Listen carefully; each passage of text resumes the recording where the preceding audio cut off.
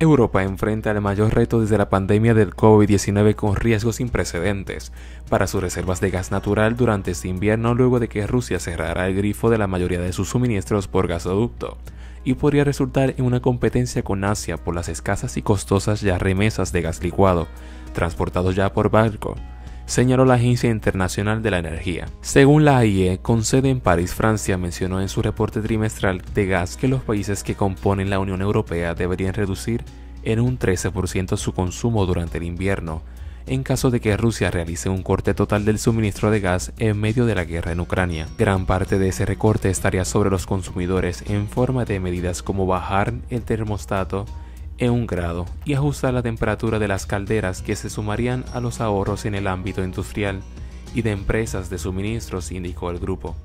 La Unión Europea acordó el viernes imponer una reducción de consumo de electricidad de al menos el 5% durante las horas de punta de precio. Apenas un goteo de gas ruso sigue llegando por ductos a través de Ucrania hasta Eslovaquia y a través del Mar Negro y Turquía hasta Bulgaria.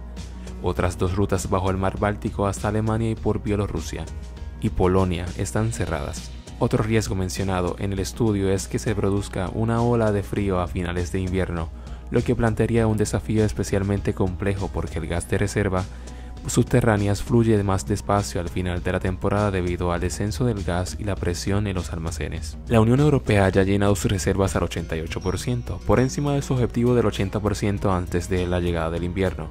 La AIE asumía que haría falta un 90% en caso de que Rusia cortara todo el suministro. Las empresas en Europa ya han reducido el consumo de gas natural, en ocasiones simplemente abandonando actividades que requieren mucha energía, como producir acero y fertilizantes, mientras que empresas más pequeñas como las panaderías sufren un brusco aumento en sus costos. Los altos precios del gas, que se utiliza para calentar viviendas, generar electricidad y una serie de procesos industriales, han impulsado una inflación récord al consumo del 10% en 19 países miembros de la Unión Europea que utilizan el euro, y han hecho tanta mella en la capacidad de compra de los consumidores que los economistas predicen una recesión al final de este año y comienzos del año siguiente. Los gobiernos y empresas de suministro en Europa han compensado buena parte del déficit ruso comprando caros envíos de gas natural licuado que llega por barco desde países como Estados Unidos y Qatar, y aumentando el suministro por gasoducto desde Noruega y Azerbaiyán.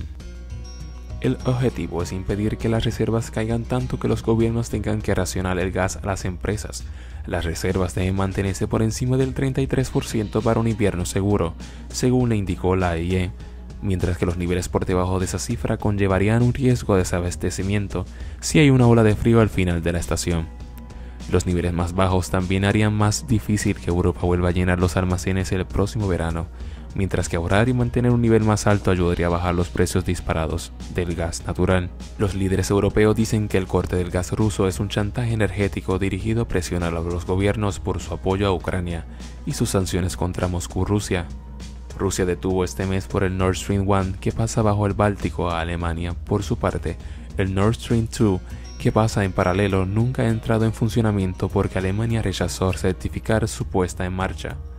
Los 2 ductos resultaron dañados la semana pasada en explosiones submarinas que los gobiernos europeos han calificado de sabotaje.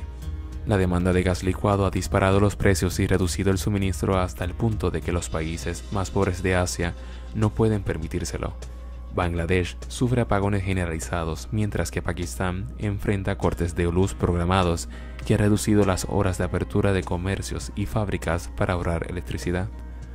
La competencia interregional para obtener el gas natural licuado podría crear más tensión, ya que una necesidad europea mayor pondría más presión sobre otros compradores, especialmente en Asia, mientras que olas de frío en el nordeste de Asia podrían limitar el acceso de Europa al gas natural, señaló la agencia. La crisis del gas en Europa también ha privado a países asiáticos de terminales flotantes de regasificación, de las que existe un número limitado y que se esperaba fueran fundamentales en las importaciones de gas natural en el sureste de Asia. Europa ha conseguido 12 de esas instalaciones y tiene planes para otras 9. ¿Qué opinas sobre esta crisis energética que vive Europa? ¿Se logrará resolver el conflicto entre Ucrania y Rusia? Déjamelo saber en los comentarios. Gracias por su sintonía. Les habla Víctor Jiménez.